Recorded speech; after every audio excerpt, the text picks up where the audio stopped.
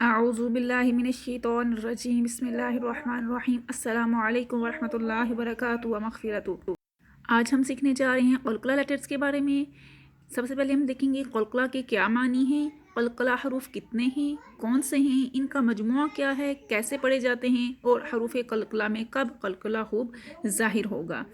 اس سے پہلے کہ سبق کی جانب بڑھیں ہمارے چینل کو سبسکرائب، لائک اور شیئر کر دیجیے اور بیل آئیکن کو بھی پریس کر دیجیے تاکہ آپ کو مزید ویڈیوز ملتی رہیں۔ تو چلتے ہیں سبق کی جانب۔ سب سے پہلے ہم دیکھیں گے قلقلہ کے میننگز۔ قلقلہ کے میننگز ہیں حرف کو جنبش دینا یعنی ہلا کے پڑھنا، یعنی جب آپ ان قلقلہ لیٹرز کو پڑھتے ہیں تو ان کے مخرج میں جنبش ہوتی ہے، یعنی ان کی آواز پلٹ کر آتی ہے، جیسے ایکو ساؤنڈ ہوتی ہے۔ اس کی مثال ایسی ہے جیسے آپ ایک بال کو زمین پر پھینکتے ہیں اور وہ اچھل کر واپس آتی ہے، اسی طرح ان لیٹرز کے مخارج میں بھی ان کی آواز پلٹ کر آتی ہے۔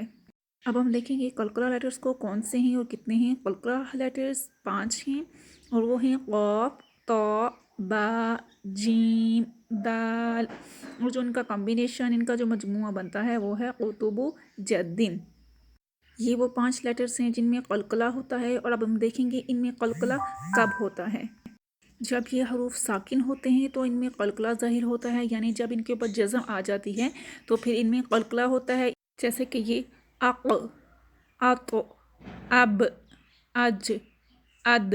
اب یہ لیٹر ساکن ہو رہے ہیں تو ان میں قلقلہ ہو رہا ہے، ان کی آواز پلٹ کر آ رہی ہے۔